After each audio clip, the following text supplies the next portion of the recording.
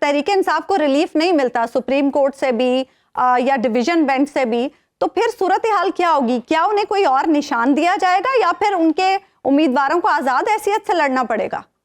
ये बड़ी बदकिस्मती है। हबीब अकरम साहब ने बड़ा काम किया इसके ऊपर, लेकिन हमें तो देखा हबीब अकरम साहब, अगर हम ठंडे दिल सुने तो हमारी जुडिशरी का भी आप तर्ज अमल देख लें, उनका कौन सा कोई मिसाली तर्ज अमल है। आज उनके सारे रिमार्क्स पढ़ लें, उन्होंने रिमार्क्स दिए हैं, आईओ सदर अयूब का दे दिया, याया का दे दिया, तो अब बलोचिस्तान की अपराज कालम पढ़ लें, मैंने कालम में इशारा दे दिया है कि याया खान से फायदे किसने उठाए और अयूब खान से फायदा किसने उठाए, और अयूब खान के इलेक्शन एजेंट कौन था बलोचिस्तान में।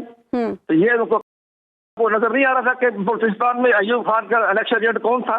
अच्छा, ये सब चीजें क्यों ऐसे बातें क्यों कर रहे हैं? ये जब इदारों में इस तरह की सियासत आ गई है, इस तरह हमें अफसोस की बात करनी पड़ती है। इलेक्शन कमीशन पाकिस्तान भी फैसले कर रहे हैं, उसमें भी आप तनकीद करें, हम भी तनकीद करेंगे, आप भी तनकीद करें, लेकिन हमारी जुडिशरी को क्या हो गया? हमारी जुडिशरी को, हमारी जुडिशरी किसकी तस्दीक कर रही है? बिना वजह। कमर दिलशाद साहब, इस वक्त तो ये सवाल भी उठाया जा रहा है कमर दिलशाद साहब कि क्या इलेक्शन कमीशन के पास ये इख्तियार होना चाहिए कि वो इंट्रा पार्टी इंतखाबात को बुनियाद बनाकर किसी भी जमात से उसका इंतखाबी निशान वापस ले ले? ये सवाल भी इस वक्त उठाया जा रहा है। वो देखा, जो हमारा जो सेक्शन 209 है ना, हमने उसमें लिखा हुआ है कि अगर इंट्रा पार्टी इलेक्शन को आप चैलेंज हो जाए या उसको इंट्रा पार्टी इलेक्शन उनके दस्तूर के मुताबिक ना हो, तो वो पार्टी का जो इंतखाबी निशान जो वापस लिया जा सकता है। हमने इसहाक डार की कमेटी में मैंने खुद पेश होकर ये कहा था कि जनाब इलेक्शन कमीशन को इंट्रा पार्टी इलेक्शन में एज ए ऑब्जर्वर बैठने की इजाजत दी जाए। एज ए ऑब्जर्वर 26 रुकनी कमेटी थी, किसी ने इस बात की तजवीज को नहीं माना। जब इंडिया में इलेक्शन कमीशन जो होता है उनका ऑब्जर्वर बैठा होता है इंटर पार्टी इलेक्शन में, तो यहाँ तो इजाजत नहीं दी गई। तो अब यहाँ ये फैसला हो गया, अब सुप्रीम कोर्ट पाकिस्तान में जाएगा। मेरा ख्याल ये है कि पेशावर हाई कोर्ट का डिवीजन बेंच जो है वो बड़ा सही एक मुतवाज़िन फैसला करेगा। और आप जरा ये भी वजाहत कर दें कमर दिलशाद साहब कि अगर रिलीफ नहीं मिलता तो सूरत हाल क्या होगी? तहरीक इंसाफ को कोई और निशान मिलेगा या फिर उन्हें आज़ाद हैसियत से इलेक्शन लड़ना पड़ेगा उम्मीदवारों को?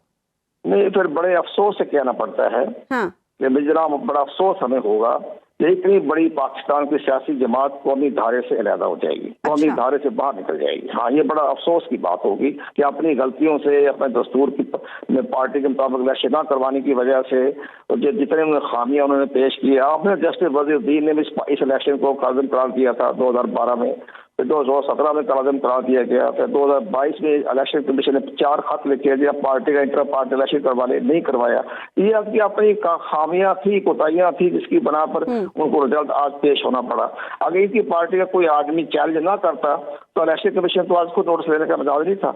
इनकी 8 आदमियों ने चैलेंज किया, इस पूरी पार्टी के मेंबर थे वो। इस लिहाज से हम ये अर्ज करना चाहते हैं कि ये जो कुछ हो रहा है सुप्रीम कोर्ट ऑफ पाकिस्तान फैसला करेगी, लेकिन सुप्रीम कोर्ट ऑफ पाकिस्तान के जजों के जो रिमार्क्स हैं उससे मुझे बहुत तकलीफ पहुंची कि बिला वजह वो तारीख के हवाले दे रहे हैं, बिला वजह वो कैद आजम का हवाला दे रहे हैं। कैद आजम का भी ये इशारा किसकी तरफ दिया उन्होंने?